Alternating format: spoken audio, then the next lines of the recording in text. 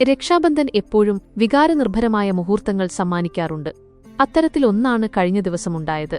2024 സെപ്റ്റംബറിൽ മരണപ്പെട്ട 9 വയസ്സുകാരി റിയ മിസ്ത്രിയുടെ കൈകൾ ഒരിക്കൽ കൂടി രാഖി കെട്ടിയതാണ് സംഭവം. വൽസാദിലെ തിത്തൽ ബീച്ചിലാണ് വികാരനിർഭരമായ രക്ഷാബന്ധൻ ചടങ്ങ് നടന്നത്. ലോകത്തിലെ ഏറ്റവും പ്രായം കുറഞ്ഞ കൈ മാറ്റിവെക്കൽ ശസ്ത്രക്രിയയ്ക്ക് വിധേയയായ 16 വയസ്സുകാരി അനംത അഹമ്മദിലൂടെയാണ് റിയയുടെ കൈകൾ സഹോദരൻ ശിവമിന് രാഖി കെട്ടിയത്. 2022 ഒക്ടോബറിൽ ഷോക്കേറ്റതിനെ തുടർന്ന് അനംതയുടെ വലതുകൈ മുറിച്ചുമാറ്റിയിരുന്നു. മസ്തിഷ്ക മരണം സംഭവിച്ച റിയയുടെ കൈയാണ് പിന്നീട് അനംതയ്ക്ക് മാറ്റിവെച്ചത്.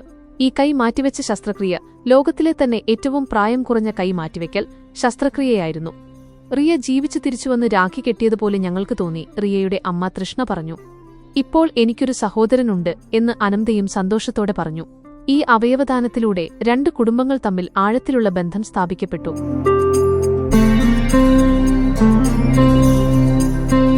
റിയയുടെ ഓർമ്മകൾ അനന്തയിലൂടെ ജീവിക്കുന്നു. ഈ സംഭവം അവയവദാനത്തിന്റെ പ്രാധാന്യം ഓർമ്മിപ്പിക്കുന്നു.